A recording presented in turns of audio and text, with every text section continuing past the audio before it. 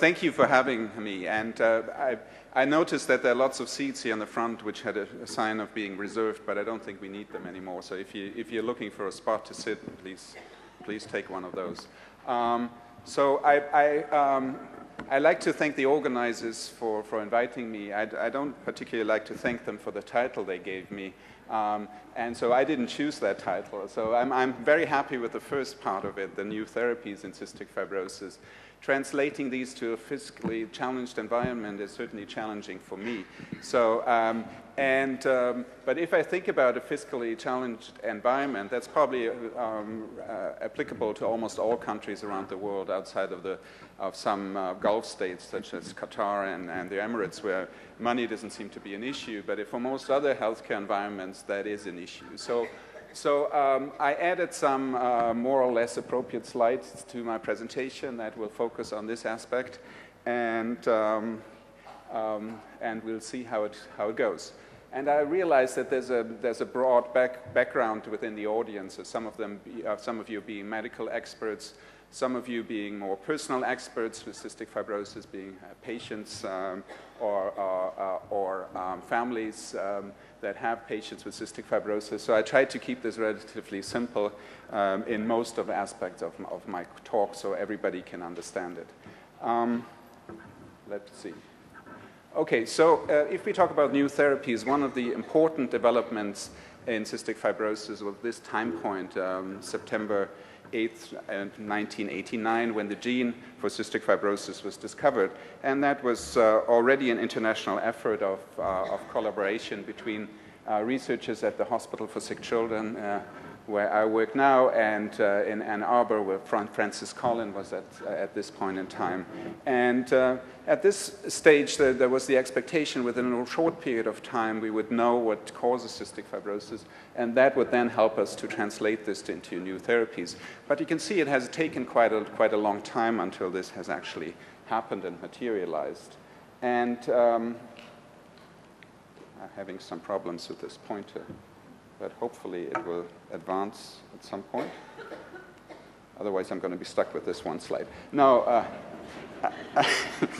which is a very nice slide, but anyhow. So within a relatively short period of time, the structure of CFTR, of the protein which is defective in cystic fibrosis, has been described, and this gives you a bit of an idea of what we think it looks like.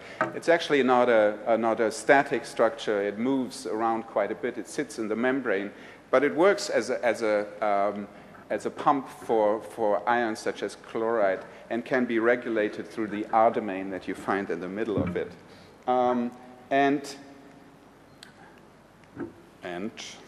Okay, and so subsequently we developed an understanding what the development of lung disease looks like, and we know that there's a gene defect, that this leads to defective ion transport, and the ion transport which seems to be most important is the transport of chloride, but others are important as well.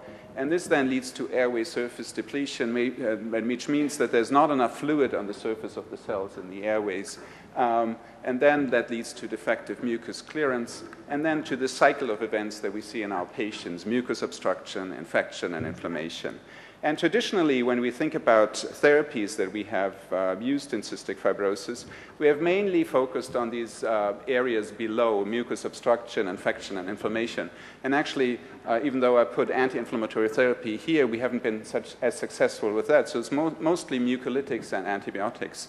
And even though these have been looked at as old therapies, they have actually been quite successful, because if we look at the advances that we made over time, and there are certainly other aspects that came into play as well, and you heard about one of these aspects before, but this is just showing you the improvement in outcomes, and you can look at them in different ways. This shows you the percentage of adult patients over the years in Canada, and you can see by 2007, more than half of the individuals in Canada that have cystic fibrosis are over the age of 18 years. And this is really due to the advances in these basic elements of therapy. And when we talk about new therapies, it's still important that we think about new therapies for these aspects as well, and I will mention some of that during my talk as well. But the excitement is really in these new therapies that target the upper portion of this cascade.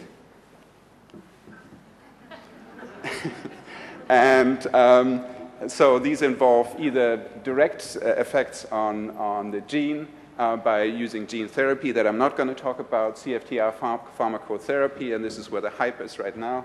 Oh, thank you so much.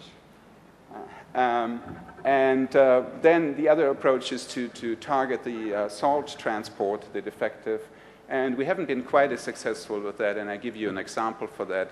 And then to tackle the reduced airway surface fluid by increasing hydration. Why are we so interested in that? Because the expectation is if we're really successful with that, the potential impact of that could be huge. So if we have successful CFTR pharmacotherapy, ideally that would mean that all the other therapies that we're currently doing in cystic fibrosis would not be necessary, and we could just focus on one therapy if it's introduced early before lung damage occurs. So that would be the hope for the future. So but before we go into the details of what we have in data at this point in time, I just want to remind you that if we think about this protein CFTR that is altered in cystic fibrosis, it has multiple functions. It's not just that it pumps chloride, it does other things. And one of those things, it regulates other channels that are sitting in the membrane. It's important for the secretion of bicarbonate, and that has gained some recent attention because there seems to be a link between the development of infection and the lower pH that we see in the airways of patients with cystic fibrosis. So the airways are more acidic in cystic fibrosis. And then other aspects such as secretion of glutathione, which is an antioxidant, and other secretory and regulatory functions that we don't really understand.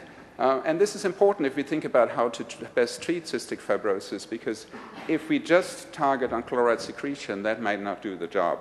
And so potentially we could think about the cell in cystic fibrosis as shown here, where on the right hand you have CFTR, which is the channel that is abnormal in cystic fibrosis, but you also have other channels that are affected. And depending on that, you could use that for therapy. If you directed your attention towards CFTR, you could use gene therapy or CFTR pharmacotherapy. But you could also tackle one of these other channels, like the alternative chloride channel that you see on the left hand of the slide. And that has actually been done in a number of studies with 2 compounds. And I'm just going to show you one of those. And then CFTR crosstalks with this other channel, the sodium channel that you see next to it, which actually means that if you have not enough of CFTR, that this channel is more active and absorbs more salt into the cells. And so potentially we could use sodium channel blockers, and those have been studied as well. And just to give you one example of one drug that we studied in the past that targeted chloride transport alone through this alternative channel. And this is shown here, what it did in the test tube. So in vitro, in the test tube, this drug actually worked perfectly. On the left-hand side, you see the effect on chloride transport, and you see the healthy situation in blue, then the CF situation in red, and then the CF situation when you add this compound, dinufasol. And it actually turned chloride secretion back to normal. It was actually a little bit better than normal in these cells. So it should work nicely in patients. It also decreased the sodium absorption that we see in cystic fibrosis, another important aspect. And it stimulates cellular beat frequency. So all of these good things. But then when it was studied in patients, and this was done in a large study involving hundreds of cystic fibrosis patients in multiple countries around the world, there wasn't really a difference between those patients that were treated with dinufasol versus those that received placebo. And there may be multiple reasons for that, but one of the reasons might be that fixing the chloride transport alone will not really do the job, and that CFTR really should be our focus of attention. And so it has been for some of the CFTR-directed pharmacotherapies that have been studied lately. But before we go into these specifics, I have to remind you that the genetics of cystic fibrosis are actually a bit complex. Initially, when the gene was discovered, we hoped we would have a handful of different mutations. Now we have more than 1,900 that identified and reported to the mutation database that we keep at SickKids in Toronto. And you can classify them into different groups of mutations based on their functional consequences. And I will go into that in greater detail on the next slide because it's a bit more simple. And this was a slide that was created by Steve Rowe, and I thank him for giving it to me. Or maybe I just stole it from him, I don't remember. Anyhow, so this is, if you think about these different mutations, there are these class 1 mutations which are down here, and you can easily recognize them because they usually have an X at the end of the mutation. And in this case, there's a problem with what we call translational read-through. The consequence of that is that there's practically no CFTR protein that is being produced, and so on the cell surface, there's not much that you see. And there have been therapies developed for that, and I'm going to talk about this in a minute. Then there's the most common mutation, delta F508, which is a processing mutation, and corrector compounds are now in clinical studies for that, and I will go through them. And then there's this other group of mutations, and G551D is the lead mutation for this, but other mutations as well, where drugs that activate the channel, such as ivacaftor Kalydeco, that was already mentioned earlier today, could be of functional relevance. And we know that for G551D, we don't know it as well for these other mutations. So let's start with the class 1 mutations. And for those who have had some biochemistry in school and remember some of that, this is basically how proteins are being produced in this cell. So it's like an assembly line. So the blue part is the ribosome, and this is where proteins are assembled. You get the message from the cell, from the core of the cell, and this is the messenger RNA, which then will be translated into this green stuff here, which is the protein. So in the normal situation, there's a stop codon at the end of this messenger RNA to tell the protein production to stop. But in these mutations, the problem is that this termination codon is much earlier in the chain. So, and then what you get is what you see in red, a very short truncated protein which doesn't have any function and will therefore not be transported to the cell surface. So the lead compound for fixing this problem by using drugs that can actually fool the ribosome and cause read-through of these mutations has been an antibiotic, gentamicin, and early studies in Israel have been done with this compound. There are newer data now that other antibiotics, such as amikacin, may actually be the better drug. But subsequently, other compounds have been developed that do not have the antibiotic functions, but can be utilized. And the lead compound for that was initially called PTC-124, and then subsequently atelurin. And we do have some clinical study data for that that I will share with you on the next couple of slides. So this is one slide from nasal scrapings from a patient in Paris that was studied. It's a pediatric patient by Isabelle Sermet as part of the interventional studies that they did. And basically what you see in the upper panel is only the core of the cell, and CFTR expression would be in green, and what you see is what you don't see.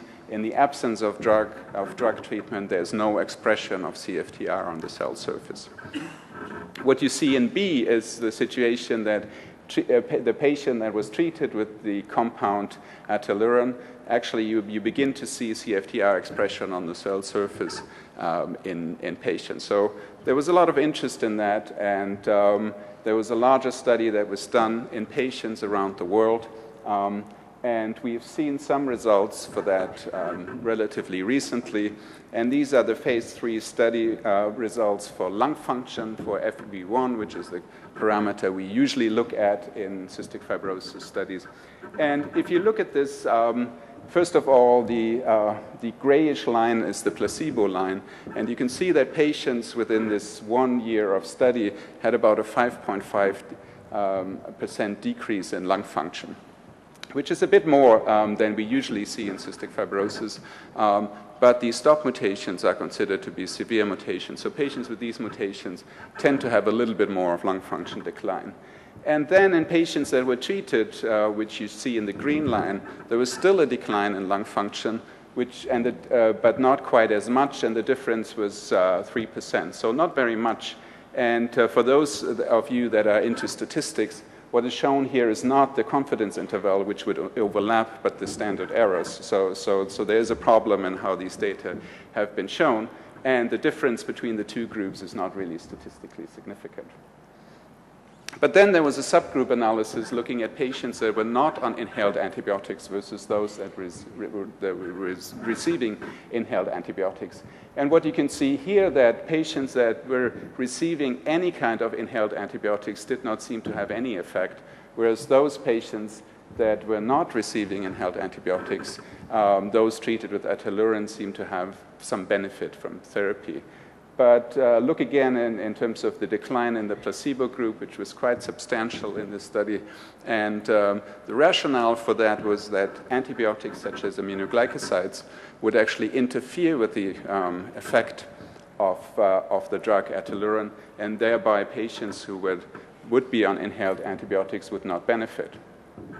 But the part of the story here is that not all of these patients were on aminoglycosides. Some of them were on colistin as well, which should not interfere with that. So you have to be a bit cautious about the interpretation of the results. And the bottom line is, at the present time for class 1 mutation, we don't really have an effective treatment which is close to the clinic. The story is very different for class 3 mutations, G551D, and you're all familiar with these data. But since they look so good, I will share them anyway. So basically, the problem in class 3 mutations is that you have a channel at the point where it should be at the surface of the cell, but it doesn't open very well. And if you use a drug which is a potentiator, such as ivacaftor or Kalydeco, you can open that channel and thereby improve its function. So compared to some of the other mutations that we have, this is a relatively easy fix. And that's important if we think about some of the treatments for these other mutations, which are a bit more complicated in terms of how to address them. But the results have been quite impressive in terms of changes that we see in lung function, improvements that you can see here of absolute changes in 10%, which were persisting over now more than 2 years of data that we have available. And then also these changes in sweat chloride, where patients that were treated had a significant drop in their sweat chloride concentration of about 50 millimoles. And you have to keep this in mind if we start looking at some of the other data for studies that have been done in patients with the 508 mutation, how remarkable these changes have been. One of the things that we have been interested in, and others, is also to think about those patients that have relatively mild lung function, because as Bruce has shown you, but also these are data from Canada, if we think about 90% FEV1 being the upper limit of normal, basically the majority of patients in our country now have values above this level. So while these studies that I've shown you have been done in patients which had reduced lung function, at the beginning we didn't really know how effective this therapy would be in patients with milder disease. And for that we used a different outcome measure to look at lung function, which is called multiple breath washout. And why did we look at multiple breath washout? Well, one of the problems that we have with cystic fibrosis early on, that it's a rather focal disease. So you have spots of abnormalities within the lung, whereas other areas are well preserved and do not have any functional abnormalities. And so a very global measure of airflow, such as FEV1, may not capture that. And we have already learned from some early studies that have been done in the UK and in Sweden that measures of ventilation and homogeneity might be more sensitive in picking up these early changes. And how are these being done? This is one of our patients doing this test, and we usually put them in front of the video because the only way you can keep a child quiet is by putting them in front of the video, and that has a positive effect on their breathing pattern as well. And basically what you then do is you wash in a gas which is not being taken up by the body into the lungs, and then you look at the time it takes to wash this gas out of the lung. So it doesn't require any specific maneuvers, and the longer it takes, the more lung disease you will have. And we can quantify that using this parameter which we call the lung clearance index. And I'm not going to go into all the details on what that means. We have done previous studies looking at interventions that we know do work, such as hypertonic saline in patients with normal FEV1. And we could show a couple of things in this slide. First of all, that even though these patients have normal FEV1, most of them have an abnormal lung clearance index to begin with at the beginning of the study. And then when we treated them with hypertonic saline compared to isotonic saline, which you can see here, there was a reduction in the lung clearance index. Again, lower is better for this lung function parameter, different from what we see for other lung function parameters. So we did a similar study with ivacaftor in G551D patients. This is a study that I did in collaboration with Jane Davis from the Brompton in the UK. And we did see a similar pattern that within 14 days of treatment, patients had a marked reduction in their lung clearance index. And the treatment effects that we saw were actually twice as high as we saw for hypertonic saline. So there seems to be a dose relationship. And this is something that we are exploring for other studies as well, and I'll come back to that later in my talk. So let's now move on and talk about fixing delta F508, which is a bit more of a complicated issue. So it may not be quite as complicated as depicted here, but there's some truth in that. And why is that the case? So why do we have the problem with delta F508? Well, it's not a simple mutation where we can say it has one problem. It actually has more than one problem. First of all, there's impaired cellular processing due to improper protein folding. That's quite a mouthful. And the cascade and the steps that are involved are shown on the left-hand side. And I'm not going to go through them in greater detail, first of all, because I don't understand them either. But there are certainly multiple steps involved, and each of these steps could potentially be a target for therapy as well. Then there's defective gating, which means that the channel itself doesn't work very well. So if the channel makes it to the cell surface, it doesn't function as well as a normal CFTR channel. And then it has a poor membrane half-life, which means that it doesn't last as long in the place where it's supposed to be in the surface of the cell. And again, all of these could potentially be targets for intervention. So when the study started to look at interventions directed towards CFTR in delta F508 patients, the first step that was undertaken is to look at ivacaftor worked very well in in G551D. Will it work in patients who have the 508 mutation as well? And basically the answer is no.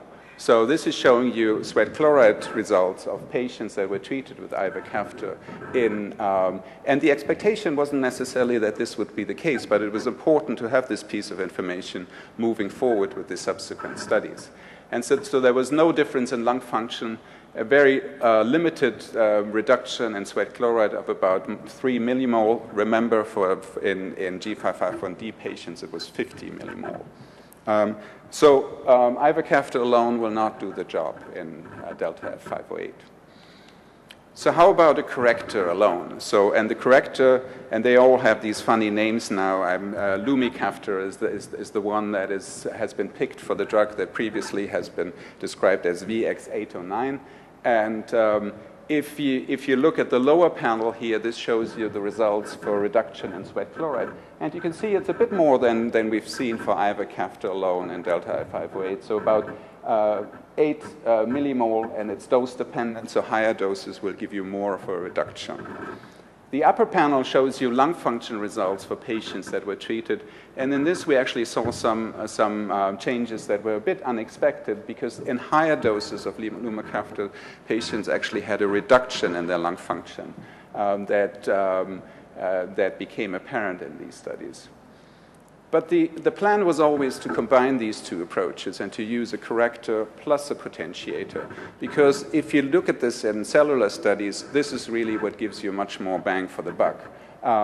And just as an example here on the right-hand side, you see what Lumicaftor VX-809 does alone as a medication.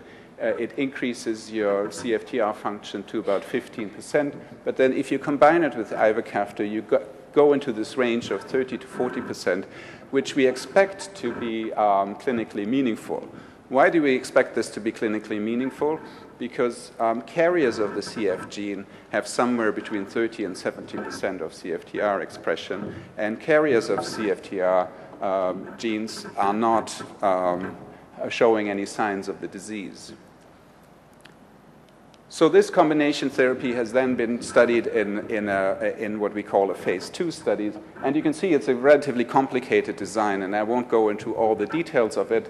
Basically, the way the studies were done, that you would give Lumicaftor as a monotherapy first, and then the combination of Lumicaftor with ivacaftor in different doses compared to placebo. And this was done in both delta F508 homozygous as well as some heterozygous that received the higher dose of the drug.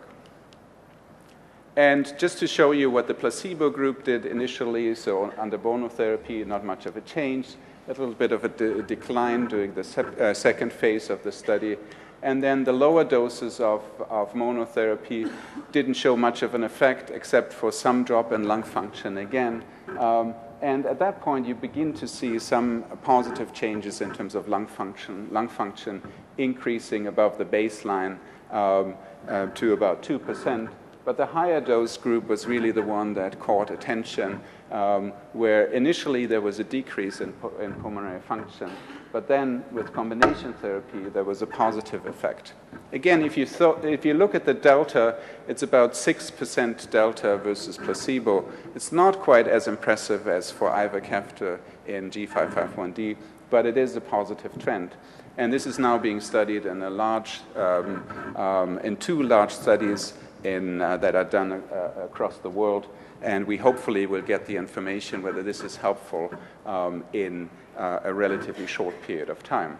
And there are other correctors that are in the pipeline, and that's important because this is just step 1. This is not the end of the journey for corrector therapy. This is just the beginning. So let's now tackle this issue of cost, which is a difficult one. And when ivacaftor came out, there was already some articles in the literature to address this. The first one in Science, Personalized Medicine, new cystic fibrosis drug offers hope at a price. And then Andy Bush, who's a bit more blunt in his assessment, usually said, hot off the breath, I have a cost for the $64 million question.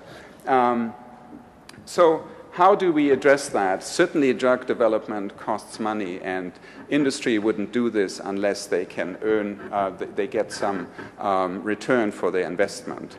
And certainly we have this problem in healthcare overall that drug costs are a major driver of the healthcare budget.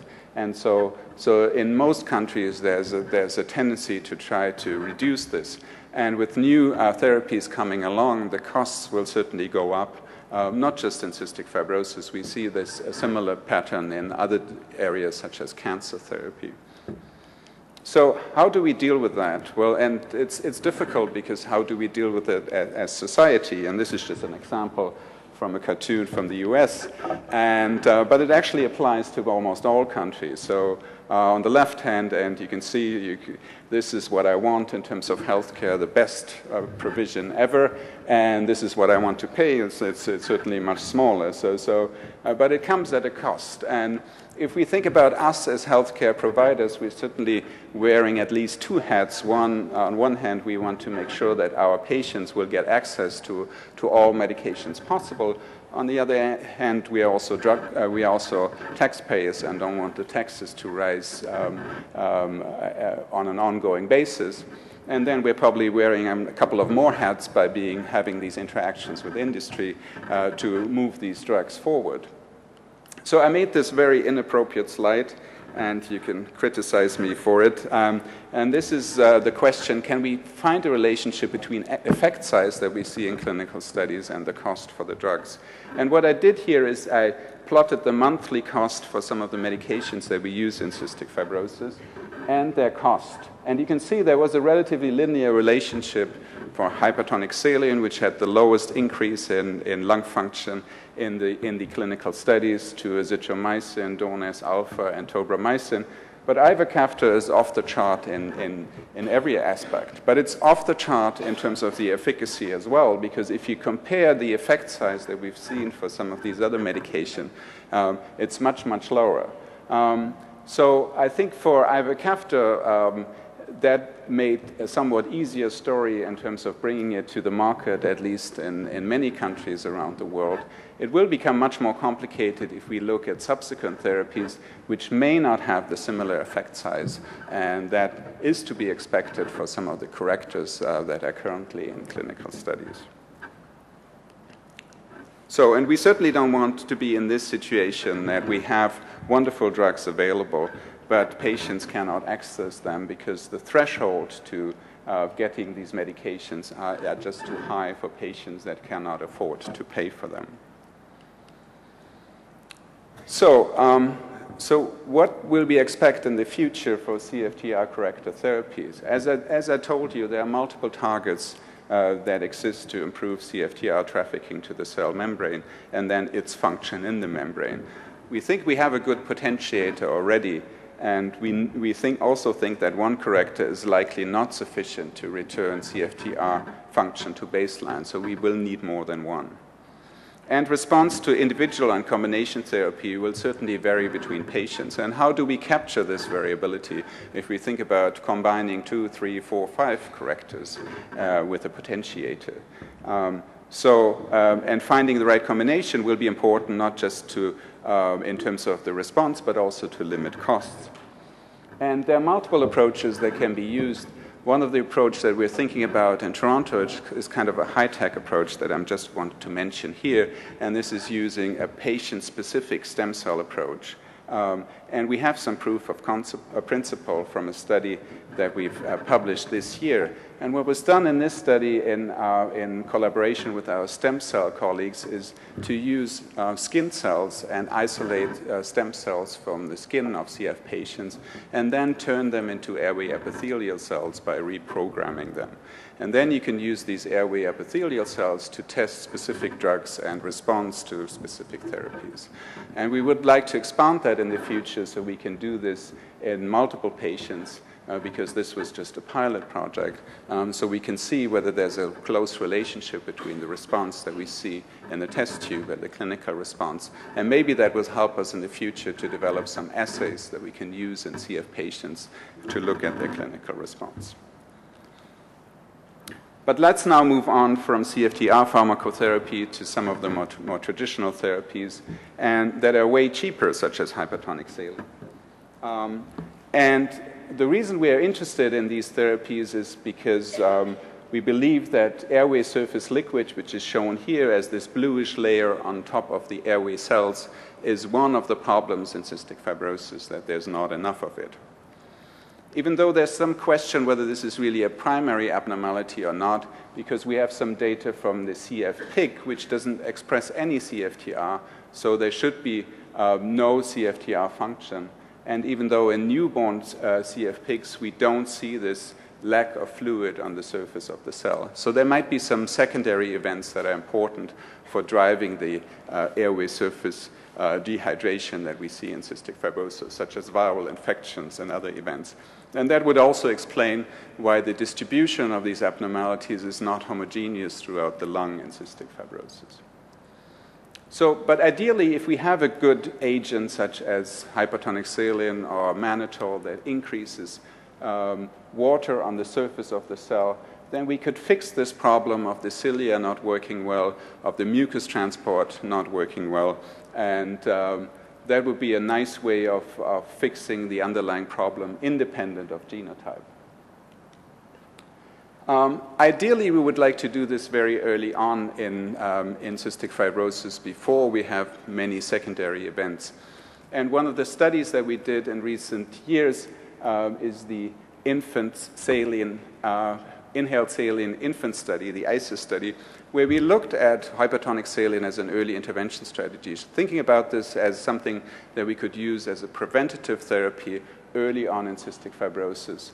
And we've shown before that it's safe to use 7% saline in cystic fibrosis babies, and then did a 12-month double-blind control trial in patients under the age of 6 years to look at whether this would have an effect on pulmonary exacerbations, but also in a subgroup of patients also on lung function. And we did get some mixed results, and here are the mixed results. So for chest infections, for pulmonary exacerbations, we did not see a difference between those that were treated and those that are not treated or treated with isotonic saline. You may argue that isotonic saline combined with a bronchodilator may also have some positive effects, but we did not see a separation between the two groups. However, when we looked at lung function, and this is this kind of complex setup of doing lung function, but the bottom line is with this kind of equipment, you can do similar lung function tests to what you do in older subjects. You just have to sedate those babies and then give them a hug so they can do a forced maneuver. And some people call it the squeeze, but the hug is certainly a nicer way of talking about this. Anyway, if you do that, you get these expiratory flow volume loops, and because the exhalation time is shorter in infants, the parameter that we use is not FEV1, but FEF.5, so half a second.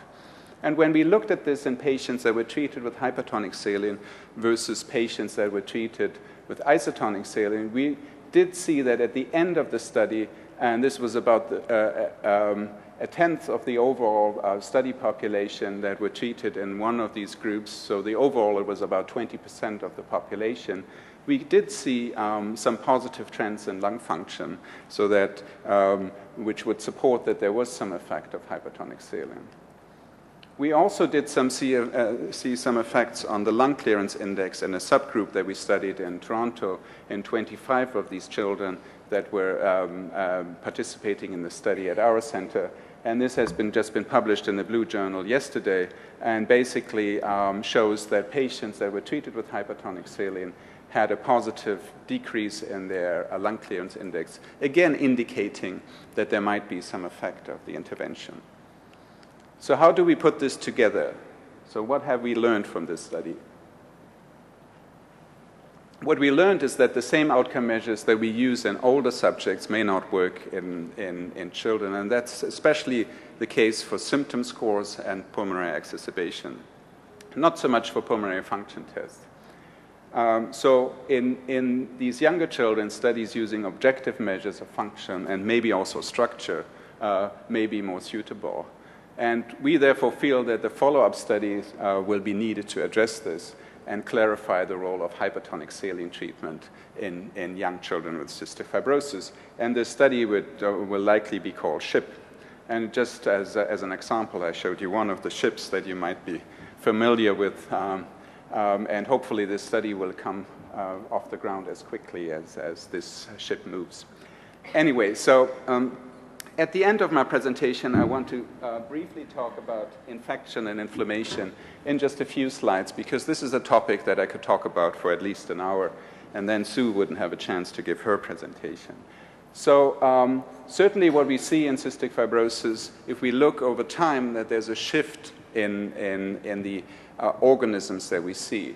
In the past, Pseudomonas used to be the predominant organism in younger children, as well, but now we see a shift to Staph aureus because of the fact that we have been much more successful in clearing Pseudomonas through eradication therapy. And that has become standard of care throughout the world. And there are numerous studies that have shown that this is efficacious. Studies more recently have focused more on the ideal way of administering this form of therapy. And I'm just going to mention two studies. One study was done in Europe, which was called the ELITE study, to look at 28 days or 56 days of inhaled therapy only with tobramycin to address Pseudomonas infection. And what we've seen in this study is that in about 90% of the patients, this therapy is successful initially. And even if we look after more than 2 years, more than half of the patients will still be negative for Pseudomonas. A somewhat similar question, but in a different way, was also asked by a study that was done in the US, a large study which was called the EPIC study, looking at the best way of treating early Pseudomonas infection. And in this study, they compared 2 different forms. One is whether the addition of ciprofloxacin to inhaled tobramycin alone would add to the benefit which you see on the right-hand side, and there was no added benefit by using oral ciprofloxacin. And on the left-hand side, the question was tackled whether using this therapy only if a culture was positive versus on a regular basis every 3 months would be more beneficial, and there was no difference between the 2 strategies. So what have we learned from these studies? Well, this may be one of the situations where we can actually say that less may be more. Fortunately enough, this is not the way the audience looks today. So for Pseudomonas eradication, I think we have some evidence that 4 weeks of inhaled antibiotics alone will do the job in the majority of patients. And this may actually be one of those areas where we can reduce costs to a certain degree. But none is certainly not enough, so we need to treat early Pseudomonas infection. For chronic infection, again, this is not something that I can tackle in this talk. What we've seen is that there are new options for all targets. We now have 2 studies that have just been completed looking at inhaled levofloxacin and inhaled amikacin as 2 other antibiotics that we could use in cystic fibrosis. We have a different preparation of tobramycin in the form of tobramycin inhalation powder, which has become available in many countries. But we also have the question of new targets of therapies. As we become more effective in addressing Pseudomonas, there are other bacteria that we have to worry about. Stenotrophomonas multifilia, quite a mouthful again, Burkholderia cepacia, Mycobacterium abscessus, Aspergillus fumigatus. These are organisms that we tend to see more in our CF patients, and we need to develop specific therapies for those as well. And there are studies going on for many of those that I cannot mention because of the limits of time.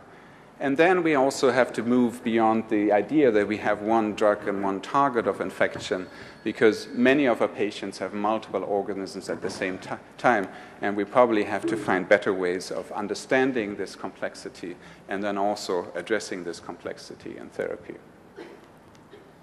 And then finally, in the last few minutes, I will talk about infection and inflammation.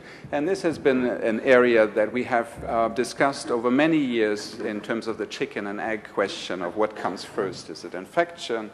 Is it inflammation? And we still haven't resolved that completely.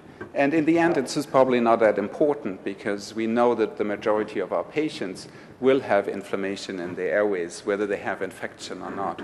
So we know that inflammation is an important target of therapy, but we haven't been very effective in addressing that. And one of the reasons for that is it's much more complex to treat inflammation in an infected area in the body. And the interventions that have actually been shown to be effective are more general interventions that are not specific to a specific type of inflammation. And just to give you an example, this is a study that we did in Germany about 10 years ago looking at Donase alpha, a mucolytic, which certainly is not an anti-inflammatory drug, and its effect on inflammation. And what we've seen is that if you look at blue, in blue you see this increase of inflammation over time. This was a 3-year study in patients that were untreated. And that was not seen in patients that were treated with Donase alpha. And we've seen that for neutrophils, but we've also seen that for elastase. And ArrestCF has just recently demonstrated that elastase is a critical predictor of subsequent lung damage, such as the development of bronchiectasis. And then finally, let's talk a little bit about azithromycin, because there's certainly an interest in that as an anti-inflammatory agent. It's quite established as a form of therapy for patients who have Pseudomonas, less so for those that don't. And the mechanism of action is still unclear because it is an antibiotic, but it has also been shown to have anti-inflammatory effects. And so in other areas, such as in the transplant world where we see bronchiolitis obliterans, we have seen that this drug, even in the absence of infection, has positive effects on inflammation and on lung function. So a couple of years ago, we did this combined study in the US and Canada, led by Lisa Seaman and a few other people, including myself. Bruce was also involved in that, looking at azithromycin in patients with mild disease that did not have Pseudomonas, looking at the typical outcome measures that we look at, which is chest infections, pulmonary exacerbations, as well as lung function. While we did not see any effect on lung function, this wasn't necessarily expected because the mean lung function in this population at the beginning of the study was, for FEV1, was 97%. So there wasn't, so the room for improvement wasn't actually there. But we did see some positive effect on pulmonary exacerbation. There was a 50% reduction on pulmonary exacerbations in treated patients. Again, we don't really know how this pans out in terms of the mechanism of action of the drug, but that was certainly something that we saw. We subsequently tried to dig a little bit into the question whether inflammation is an important component of the effect of the drug. And we used an imperfect way of looking at this by looking at some serum markers of inflammation. And I'm just showing you one of those. And this is showing you the placebo group on one hand and the azithromycin-treated patients on the other hand. And you can see within 28 days there was a reduction in this inflammatory marker. In this case, it was calprotectin, but it was also seen for others. It was also maintained at day 168, which was 6 months into the study. But you can see the differences are more pronounced early on than they are later on. And that has been some of the phenomena that we've seen in the clinic as well, and has raised the question whether azithromycin therapy is certainly something that we should maintain over long periods of time, or whether some of the effect will be lost as we maintain patients on these medications. But this is something that we have to tackle in the future to better understand this.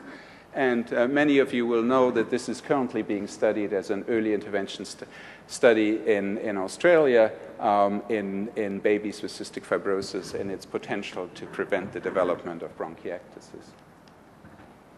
So here I come to the end. This is my summary slide. So CF is, from a genetic point of view, a relatively simple disease because it's a single gene defect. But in reality, it's more of a complex problem.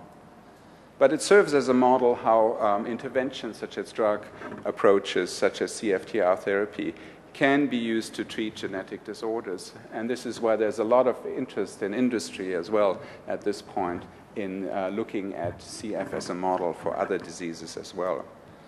We certainly making continuous progress in treatments in all aspects of the disease, not just CFTR pharmacotherapy, but also in these other areas. And we shouldn't forget about those with all the excitement that we have about CFTR-directed therapies.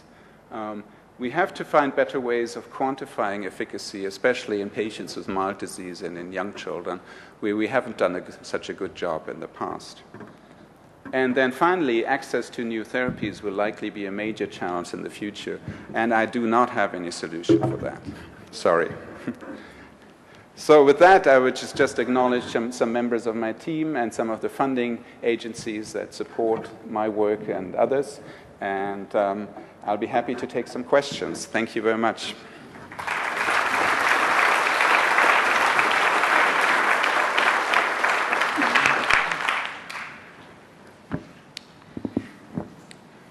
I hope we have a microphone somewhere. Yes, we do.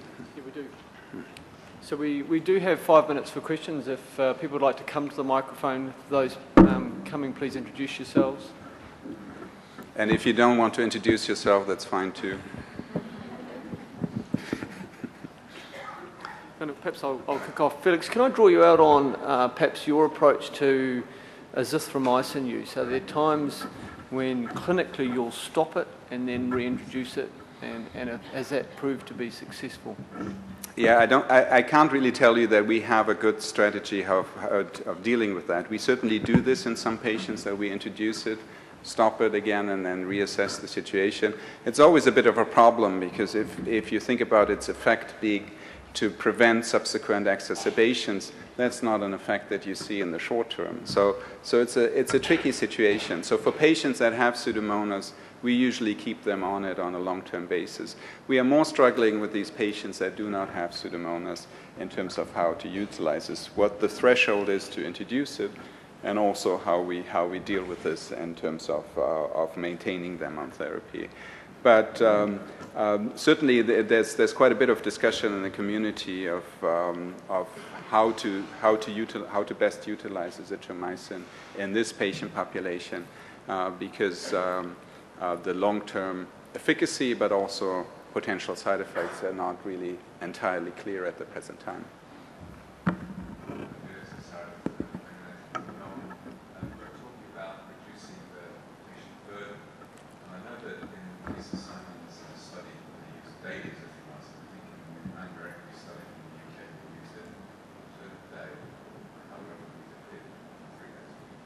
Be interested how you use it in North America, and if you're using it daily, shouldn't you go to 3 times a week, because that must be half the burden? Certainly in the studies that were done in North America, including the study that I mentioned, it was used 3 times a week. That's both true for the initial lisasamine study in patients with Pseudomonas and the subsequent study in patients without Pseudomonas. And that's also the way that we use it, the 3 times weekly therapy. Personally, I don't know whether this reduces the burden, because on the other hand, patients and family have to remember to use it on certain times of the week versus not using it on others. But certainly having this holiday on the weekend is a positive aspect of it. I think if we think about reducing burden of therapy, even though pills are one component of it, many of our CF patients are used to taking loads of enzymes in one dose without major problems. It's more the inhaled therapies that are really having a major, causing major burden. And this is where we hopefully will see more reduction in the future. And so introductions such as tobramycin in powder form have certainly been quite helpful in reducing that. I had another question, if that's Absolutely. all right. You talked about the eradication, and we use 3 months of inhaled treatment. And part of the rationale for that was when we looked at the eradication using lower respiratory assessment with bronchoscopy versus the sort of standard sputum assessment, we found the eradication was significantly lower that way. So we decided to maintain being more aggressive. And I just wondered about those eradication studies, whether or not they used formal assessments of the lower airway for eradication. Well, there's certainly been discussion about the need of using lower airway assessments via bronchoscopy. I think Claire's study done in this neck of the woods was very good and helpful in that respect, not showing a benefit of using bronchoscopy to guide therapy. So I think that has helped us to utilize that approach. I think the data that we have so far and there's always going to be continuous discussions, because we cannot compare every possible form of therapy and every duration of therapy in all of these studies. But certainly what we've seen in both EPIC and ELITE is that the shorter course of therapy did not have an impact on the outcomes. And we recently have looked at our patient population, because in the past in Toronto we've used 1 year of inhaled tobramycin as a regimen, because that was based on the early studies, though we used a lower dose of tobramycin for a period of a year. And if we look at the long-term effects in terms of eradication, they seem to match quite nicely. So there's no difference between the two approaches. So, thank you very much. I would argue for not using longer-term therapy. Yeah, you've outwitted me on both those answers, so thank you. Please. Hi, I'm Andrea from Otago. I'm the mother of an 11-year-old daughter with cystic fibrosis. My question is, have you seen many examples in children of hypertonic saline being nebulized irritating the airways and actually making nebulising it pretty much impossible for her to be able to breathe? Well, it's certainly something that we see. It's not extremely frequent. If we look in larger studies, we haven't seen a large proportion of patients that cannot tolerate it, but there's a subgroup of patients that will not tolerate it. And therefore, we always recommend that the first dose of hypertonic saline is given under supervision in the clinic before this is being used out in the field. And there are some patients that will not tolerate that. That's also true for mannitol. The experience is quite the same. There's a subgroup of patients who will not be able to tolerate that. And this irritation, but most of this lack of tolerability is due to bronchospasm. In terms of how much it irritates the airways, that certainly has always been a concern because, yes, it does irritate the airways by mechanism of action. It just doesn't only draw in water, it also leads to expectoration of sputum and induces some acute effects. And there are now studies going on and looking at a longer-term, slower inhalation pattern of hypertonic saline, which are currently being done at UNC in the US, to look at whether you can use that overnight as a longer-term exposure to hypertonic saline and thereby having less acute side effects with that. But how feasible that will be in infants and young children is not clear at the present time. And would that be suitable for delivery with oxygen therapy as well, overnight? So in terms of, so what do you mean? So in terms if she's already having oxygen therapy Yeah. overnight, I mean, you know, if the studies pan out, is that something Yeah, that so- would so- go so- hand in hand? Okay, so if you think about combining oxygen therapy with combining inhalation of hypertonic saline overnight, that certainly is quite challenging, and I'm not sure how this is going to pan out. Thank you. So just join with me in thanking Felix. Thank you very much for a fantastic talk.